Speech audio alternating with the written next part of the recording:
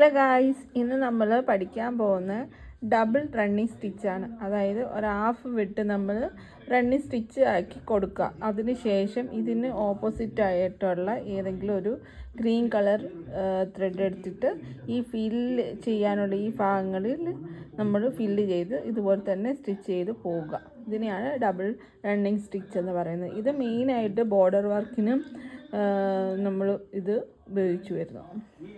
അപ്പോൾ നമ്മൾ ഈ സ്പേസ് വിട്ട് ഈ സ്ഥലത്തൂടെ നമ്മൾ പുതിയ ത്രെഡ് ഇടുക, എന്നിട്ട് അതിൻ്റെ എൻഡിൽ കുത്തുക. അങ്ങനെ നമ്മൾ ഓരോ ഭാഗങ്ങൾ ഫില്ല് ചെയ്ത് പോവുക. ഇതിനെയാണ് ഡബിൾ റണ്ണിങ് സ്റ്റിച്ച് എന്ന് പറയുന്നത്. അതായത് ഈ സ്പേസ് ഇട്ട് ഹാഫ് മീറ്റർ ഇട്ട് എടുത്തുനിന്ന് നമ്മൾ കുത്തി ഇങ്ങനെ എടുക്കാം. രണ്ട് കളറായിട്ട് എടുക്കണം, നല്ല ഒരു ഭംഗി ഉണ്ടാവുള്ളൂ. ഇതുപോലെ പ്രോസസ്സ് കണ്ടിന്യൂ ചെയ്ത് പോവാം. ഇപ്പോൾ ഡബിൾ റണ്ണിങ് സ്റ്റിച്ച് ഇവിടെ കംപ്ലീറ്റ് ആയിട്ടുണ്ട്. ഇത് മെയിനായിട്ട് ബോർഡർ വർക്കിനൊക്കെ നമ്മൾ ഈ ഡബിൾ റണ്ണിങ് സ്റ്റിച്ച് ഉപയോഗിച്ച് വരുന്നു. അപ്പോൾ എല്ലാവർക്കും ഇത് മനസ്സിലായെന്ന് വിചാരിക്കുന്നു.